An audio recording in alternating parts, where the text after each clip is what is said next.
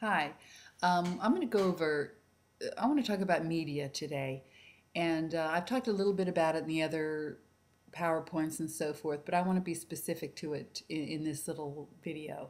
So, in the book, it talks about um, media and it gives you good explanations of the different media and it gives you good examples. And that's fine. But there's more you need to know because some in the book they editorialize a little bit and put value on different media.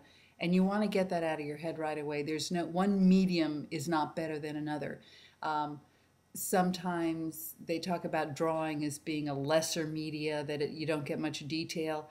That is so not true. The artist brings the level of artistry and skill to the medium. The medium is it's like a dead body and the artist animates it. So one is not better than another. They just have different qualities. It's like people. They just are, you use them as required. Usually when people are in art school, and this goes back, decades, centuries even, you typically work in one media and hopefully master it and then work in another. Now, contemporary artists take a lot of different classes. Each is a semester, so they'll do a couple of drawing, a couple of painting, a couple of sculpture, and then go into graduate school and hopefully get better at it and then spend decades of their lives mastering it. So most of the people we're going to look at today are masters in their medium, but they often don't work in a single media. If each media has its nature. That's how I think about it. It's the nature of the media, and it will do or will not do certain things. So, depending on what your goal as an artist is, you would use the media that would best suit it. Now, this is a piece by Chuck Close. Chuck Close, this is acrylic on canvas, and this is a huge canvas. I don't know the exact dimensions, it's like 108 inches tall and I don't know what wide, but it's a big thing. And he paints in a big way. So, you can see some people say acrylic has no transparency and no subtlety. That's not true. The artist using it may not have the ability to extract those various things from the media, but it's not the media's fault. Um, you can see in this piece, acrylic can be absolutely every bit as subtle as oil painting. The thing about acrylic is it dries a little faster, but you can extend the life of it. There's so much technology now to make oil paint dry faster and acrylic paint dry slower that it's the options are wide open. So again, this is acrylic with Chuck Close. There's lots of different painting media, and you'll see that when you read the book. There's egg tempera and caustic. We'll see a lot of the stuff in this little video right now. And anything you're not sure of or that you want to see more of, just Google it online and you'll get to see more. Acrylic has been around since, I don't know when, the 40s maybe. Diego Rivera, oddly enough, a famous painter, was one of the people who first developed it. And the goal was a faster drying, more flexible media, and I think it has accomplished that goal. A lot of artists mix their own paints, even acrylic, oil, whatever. You can buy every color on the rainbow in the rainbow, but if an artist wants a color to be a warmer version, like a warmer blue or a cooler blue, they would mix white or black or even a complementary color to change that. So anytime an artist is working in paint, there's a whole lot of control that happens. Serious artists typically don't just use the tube, they mix their own color. They'll use the primary colors and mix from there. This is a Sistine Chapel by Michelangelo. This is an example of fresco painting. So fresco, the artist uses wet plaster with pigment to create image. Michelangelo was typically known as the sculptor. This was a new format for him, but he brought a lot to the party. He understood how figures exist in space, and we certainly see that in this piece. So with fresco, not only does the artist concern themselves with creating the image and having it look like it's supposed to look, but also the sort of the mechanics of it, the viscosity of the plaster. Imagine you mix your plaster too wet and it starts to ooze off the walls because gravity's at work here, right? It's the law. So there's a lot to consider, but the work lasts for not forever, but for a long time. And the colors maintain their vividness, so it's a wonderful process. This is a piece by Robert Rauschenberg. This is a silk screen. In addition, he makes the images out of a photographic silk screen process. So he starts with a photograph, creates a silk screen from that, and then uses that to make prints. He also adds, as you can see in the top there, some painting and some dripping is going on.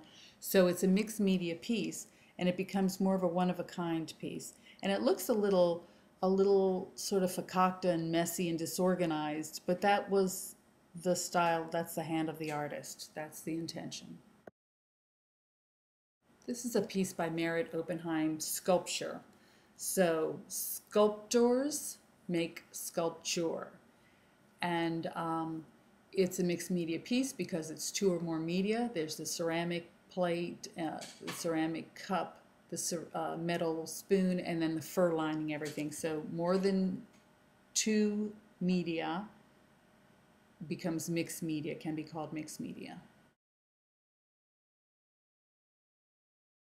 This is a piece by Jasper Johns. It's a mixed media piece because it's got the little plaster faces cast up at the top and the little doors that swing closed on them or remain open. And then the target is encaustic, so that's wax, beeswax, embedded with pigment. It's a difficult process. Wax dries, right? And when it's dry, when it's cooled, it's no longer movable, and you need it to be movable to create image.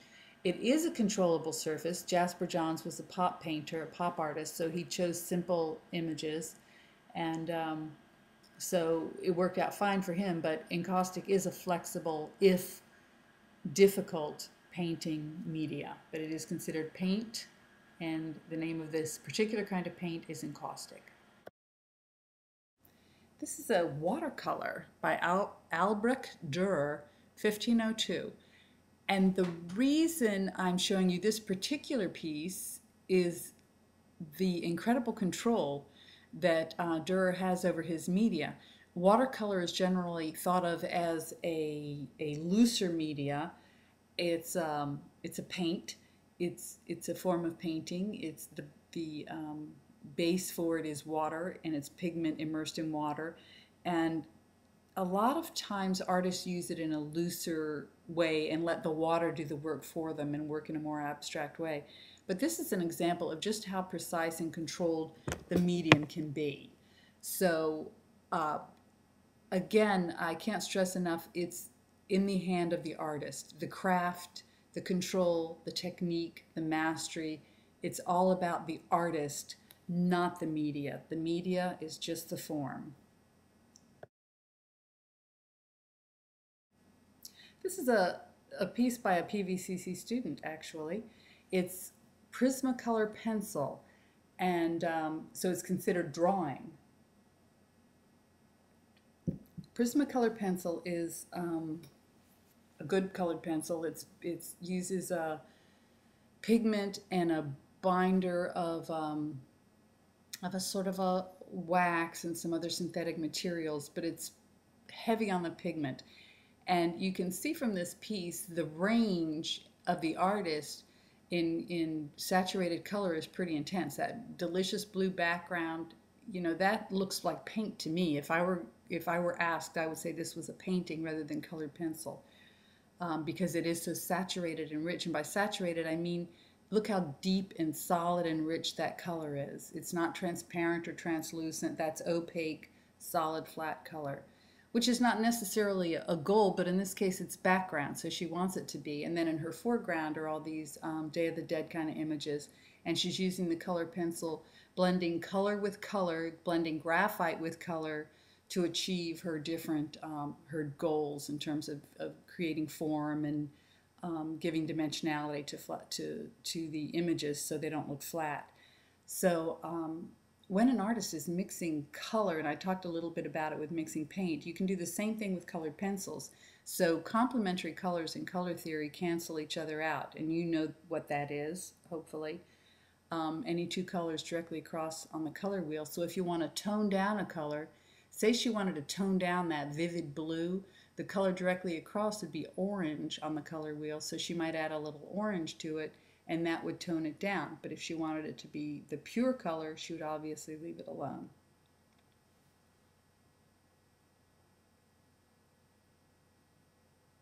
This next piece is by Christo, Running Fence. You've seen this before. This is sculpture. So sculpture, this would be considered, I guess, a mixed media sculpture because he's using two or more material. He's using the rods that are in the ground. He's using the fabric. He's using rope. He's using all kinds of hardware, cement. So this would definitely be mixed media. It would be interesting to note all the different materials because it is so construction focused. It is very much construction and large. It's 26 miles long piece, so the scale is pretty impressive. And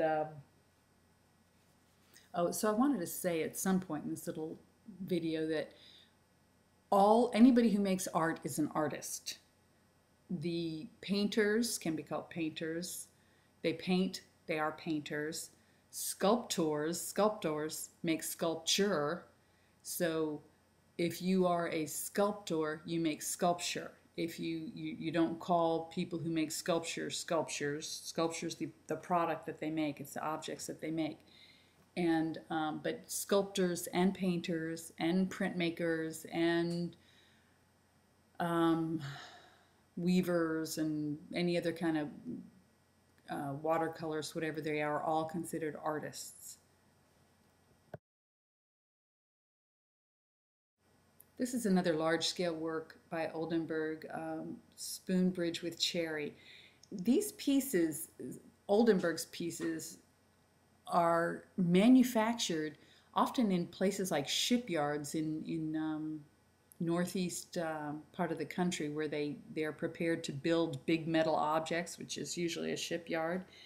And the artist comes up with a maquette, usually a small version for proportion, for color, and has an engineer involved because when you work at this scale, there's a couple of concerns. One, that it not break, that if someone climbs on it, that they not break the piece or hurt themselves in any way.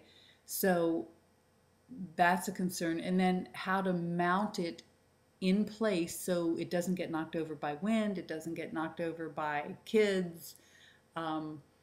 So there's a lot more to large-scale sculpture than just the fact that it's big. As you scale up in size in medium, you come up with larger problems. Like a large painting canvas wants to warp and twist. It's so big, so you have to build, when you build your stretcher, you've got to build all kinds of extra supports in the back of the painting so that it won't do that. So in a large-scale piece like this, and the media is metal and paint, and there's also a fountain element to it. There's water comes out of the tip of the cherry stem.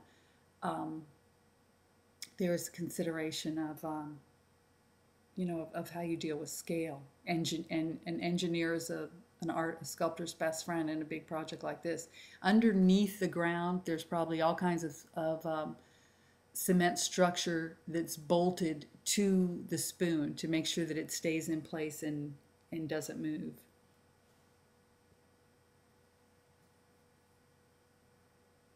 This next piece is a mummy portrait, and it's an example of encaustic painting. This was done around 98 AD, approximately. So a long time ago, right? And using encaustic, and you remember encaustic is a wax-based painting, beeswax, quite detailed, beautifully maintained. I mean, when you consider how old it is, it's survived a long time, and there are many examples of these sorts of mummy paintings, and they're beautifully rendered. They're very beautifully rendered, according to contemporary standards. This is an example of a block print by Escher, M.C. Escher. Escher is a big favorite with everybody because his work is so beautifully crafted, and it's usually kind of surreal and odd and surprising. So a wood block print means that he's taken blocks of wood, soft wood, and using gouging tools, intricate tools, to carve away where the image isn't. Then the blocks are inked with a brayer, which is a little tool with almost like a tiny rolling pin with a handle on it, and they're evenly covered with ink, and then paper is placed on top of it, and a roller, kind of like a big rolling pin, is rolled over the whole thing for even coverage, and then you peel away the paper and you have the image. And he's very mathematical in his work, and you can see in this piece it's super fine detail. Some woodcuts are kind of simpler and maybe less elegant, but again, it's the hand of the artist. It's not the medium that's one way or the other. It's what the artist brings to it. And you can see Escher is a master draftsman and an excellent drawer. And he does a beautiful job with anything he puts his hand to. If he's drawing, if he's doing wood blocks, lithographs, whatever, it's a perfection. This is an example of a silk screen from Keith Haring. So with silk screens, every color has a different screen. So there would be a red screen, a blue screen, a yellow screen, a purple screen, and a black screen.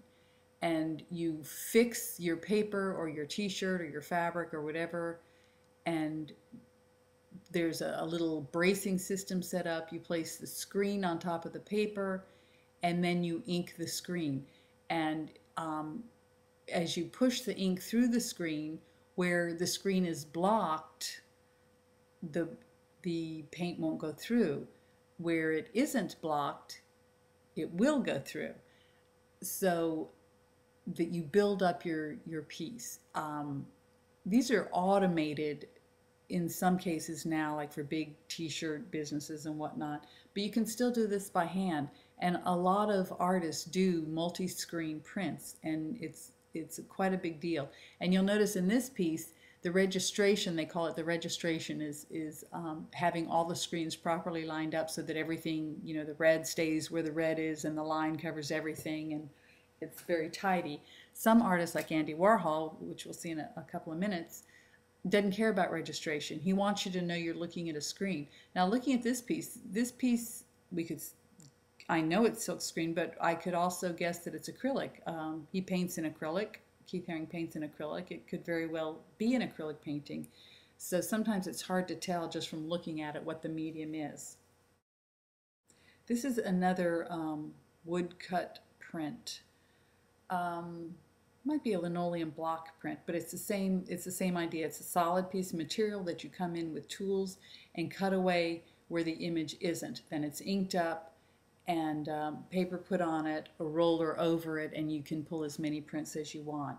Usually when an artist decides on an edition, say there's going to be an edition of 20 or 100, they mark the bottom right-hand side usually. So if it's an edition of 100, they'll write, and it's the first print pulled, they'll write 1/100. The second print will be 2/100. The third 3/100, and on and on.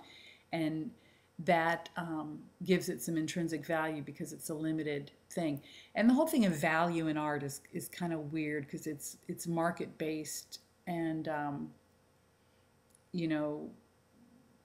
limited quantity equals more valuable unless it's a piece of crap work and nobody wants it, and then you can print 5 of them and the 5 are worth nothing. If the piece isn't well done and well made and have something to say, it's not gonna find an audience. Wood blocks can be colored. In this case, he actually did a painting. Some people call it the Scream, some people call it the Cry. Where he used color, he used complementary color, but in this case it's a black and white image, very bold, very graphic, and his lines couldn't be more different than the Dürer piece that we saw a little while ago, or the, I'm sorry, it wasn't the Dürer piece, the Escher piece that's very finely made.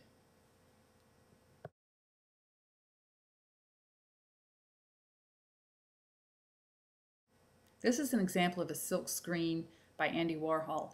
So he uses a photograph, he takes a photograph of his subject, blows up the photograph, makes a screen print from the photograph, which, we can do at Piedmont. We have a printmaking class at Piedmont, wonderful class, and you can do the exact same thing in that class.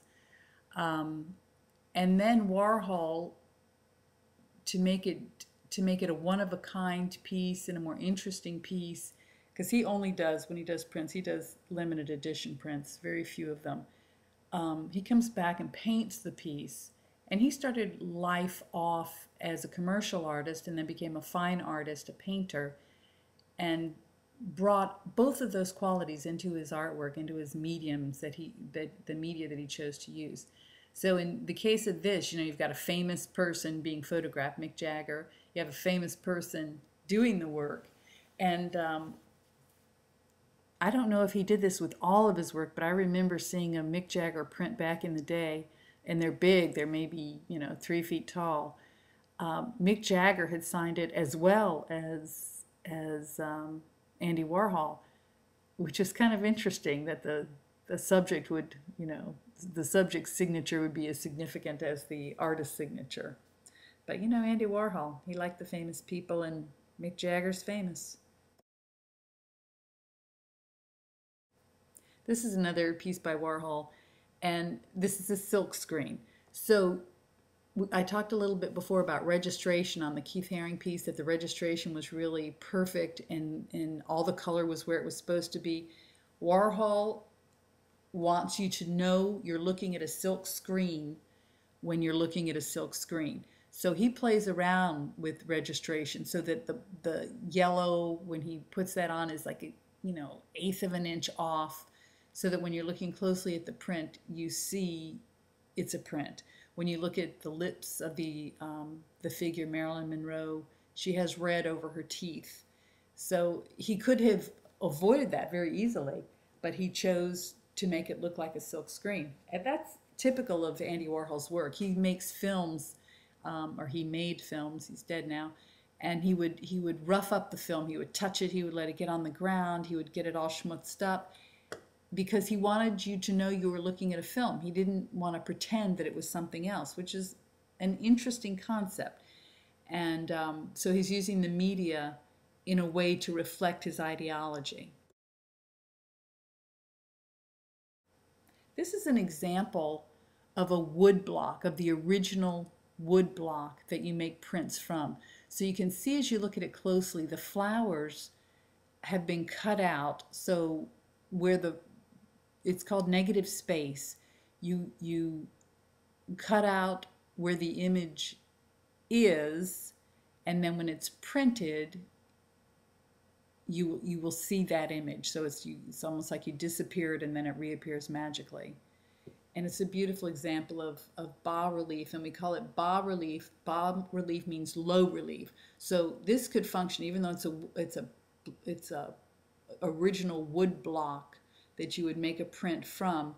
This could also function as a bas relief, low relief sculpture. If it were three-dimensional and you could walk around it, it would be three-dimensional. But bas relief means it's frontal. You just see the front of it. You don't see the back or necessarily much of the sides. And a lot of sculptors work that way as well. This is a piece by Kenny Scharf. Kenny Scharf is a kind of a pop street artist. This piece is done with spray paint. He was well known and is well known for painting, tagging, for being a graffiti artist. And he moved from the graffiti art world into the fine art world, but he maintained his media, which was spray paint. And it's not typical in the fine art world, but in this case, that's the media he used on the street, and that's the media he uses in his fine art paintings.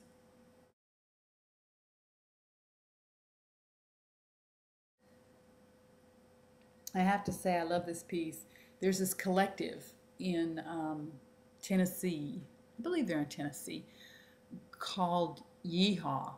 And these guys have found a bunch of old-timey lettering and images and printmaking how would you say it, commercial printmaking materials, and they make art out of it, and they do large editions, so they're pretty relatively cheap to buy, and then they make additional woodcuts to use on the piece, and they come up with these wonderful compositions. And this is a called Johnny Cash and the Tennessee Two, and it's very much in the folk art or outsider art tradition. And what folk art and outsider art means is people who aren't schooled, who aren't educated in the fine arts. They don't go to class and learn to use materials. They just pick stuff up and start figuring it out.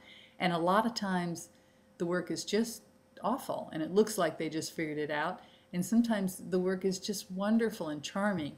The most famous outsider artist is probably Howard Finster, who was a minister in Georgia who got a message from God saying paint sacred art, and he started to paint sacred art, and he found he reached more people through his artwork than he ever did through his preaching.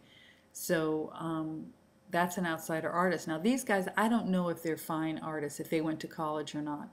They sure have a fabulous sense of design, and my sense is it's not intuitive that they are art students who were, smart and figured this new media out. So it's an interesting combination of old commercial block prints and new block prints, and they're not necessarily wood block prints. Probably some of them may be metal or whatever was commercially used. Okay, we're looking at an oil painting on canvas, Starry Night. Now in this piece, you can, especially if you zoom in on it, and maybe in a more higher resolution image than this, the paint sticks up from the canvas. It actually sits on the canvas. Now, in watercolor, the nature of the medium, watercolor can't do that. Watercolor merges with the paper. Paint is also affected by what it's painted on. Some people paint on masonite boards, some people paint on linen, some people paint on canvas. Some people cover their canvas with gesso first to make the surface less absorbent, I guess is the word, absorbent, and it changes the way things look. Now Van Gogh wanted his paint to sit up on the surface, and that's a feature of all of his work. So you look at his work when he was in an institution, you look at his work when he was just starting out, it all had that same quality where the paint was almost in bas relief because it sits up from the canvas. Some people call that painterly, where you can really see the strokes. In older paintings, the goal was to not see the stroke, to not see the hand of the artist. But in this case, Van Gogh is absolutely passionate about seeing the paint, and he piled the paint on the canvas. If you sold his paintings by the pound back in the day, he'd get a lot more than anybody else because he really piled that stuff on. And the paintings, he didn't paint very large as a rule, and one of the issues would be the weight of the paint would alter and warp the canvas, so he'd need to do a more serious job with his canvas building. This is a piece by Joseph Albers. Joseph Albers spent decades doing homage to the square paintings. He did hundreds of these. He was part of the Bauhaus group that came from Germany in World War II, and his interest was, and the Bauhaus was a design group that came up with the concept of less is more. And we've seen that reverberate through the visual arts and the architecture up until today. Less is more is a big concept. And I think in some cases they do less is more because it's cheaper, like in architecture, to get rid of all ornament and sculptural detail that makes old buildings so beautiful. It's very expensive to do that. So less is more is often less is cheaper as well. But Joseph Albers was a colorist more than anything else. And he made canvas after canvas. He used oil on canvas. I'm not sure if he used a paintbrush or a palette knife. Some artists use a palette knife, which is a smallish knife, and they apply paint with that. There's much less control in some cases, like if you're modeling a figure. But if you're just doing simple geometric forms like Albers did, it might be the best tool. So his interest was the way color changes next to color, and that's he would use the square because it was a simple geometric form. It didn't take away from the color work. And he worked for decades and really made people think about color in a whole new way. So that's Joseph Albers, huge influence on modern painting. This is a self-portrait by Rembrandt. It's dry point etching, so this is a form of printmaking. The artist uses a sharp, fine point stylus or pen on a metal surface. It could be a stone surface, a flat stone, to create marks. So they're indenting, they're scratching into the surface. The plate or that they've drawn on, it's called a plate, is inked, and the paper's put on it, rolled over with a roller. And in those days, obviously, it was all by hand. The ink fills in where the impression is made on the plate, and that's where the image comes from. So this is a beautiful example of the tonal possibilities in printmaking. You have to be able to draw to be able to do a beautiful print. This Rembrandt could draw, there's no question, and you can see it in all the beautiful tonal varieties. He's doing cross-hatching here. That's a style of creating value, darkness and lightness in drawing. And you can see in the neck, in the face, that he's creating the illusion of volume or form, three-dimensionality, through line, just through line, because it's all black ink. There's no gray ink in here. So he creates gray by using the black sparsely, by creating thinner lines, less crosshatch lines, simpler lines, and then he gets a nice value range. So beautiful, beautiful example of dry point etching. This is a piece by John Singer Sargent. He's a painter, he was a painter, and this is oil on canvas. He does pretty large canvases, and you can see the work is just absolutely luminous. He has huge range, huge control over the work. Oil on canvas, John Singer Sargent. This is a woodblock print, The Great Wave. It was a series, The Great Wave was a series of several pieces, and you've seen this image before. This is a color print, so color is possible in woodblock prints, and beautiful control, very stylized, and a beautiful example of the woodblock.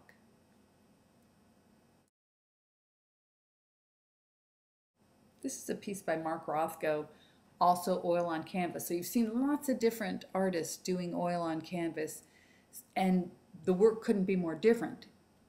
Rothko was an abstract painter, wasn't interested in image. He was interested in what paint does on the canvas. So some artists gesso the canvas to stop it from absorbing the paint. Some artists don't. Gesso is like a primer. It's like a primer, and you paint it on canvas to smooth out the canvas surface, to get rid of the canvas texture, and to absorb the paint that you put on top of it, but not make the intensity, lessen the intensity of the paint. So it's very much like a primer. I don't know much about Rothko's process in painting, but I know that he was very much interested in the way color moved on the surface of the canvas, and that's what his work was about. So oil on canvas. This is a photograph by Annie Leibovitz, a color photograph. Now there's black and white photograph, there's digital photograph, there's analog photograph. Analog photograph means it was taken by a regular old-fashioned camera. So when an artist makes a photograph, they usually include information about that, about what if it's analog, if it's digital, if it's large format. And a large format camera means that the negative is very large. So some cameras have an 8 by 10 negative, which means, what that means is that it's going to be a highly detailed, rich, luscious photograph. Contemporary artists are less interested in that these days, but some people continue to be. This is oil on canvas again, Frida Kahlo. You can see the huge range.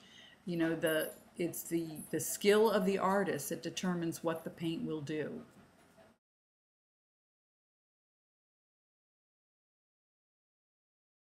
This is a Roy Lichtenstein lithograph. Um, it has primary colors in it, so it's a multicolor piece. Sometimes artists, when they, especially when they're using primary colors, they'll overlap colors to create secondary colors, and that's a way of making the printing process a little bit cheaper. Lithographs used to be made on stones, lithographic stones, and they're these big stones, big enough depending on the size of the piece. You'd get a big stone, a small stone for a small piece, and the artist would etch right on the stone itself.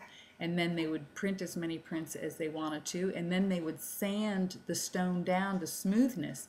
And the interesting thing about that is once the edition was over, I mean, it seems almost like caveman stuff, but once the edition was done, that edition was done. They destroyed the stone. And the stones lasted decades. The stones lasted lifetimes.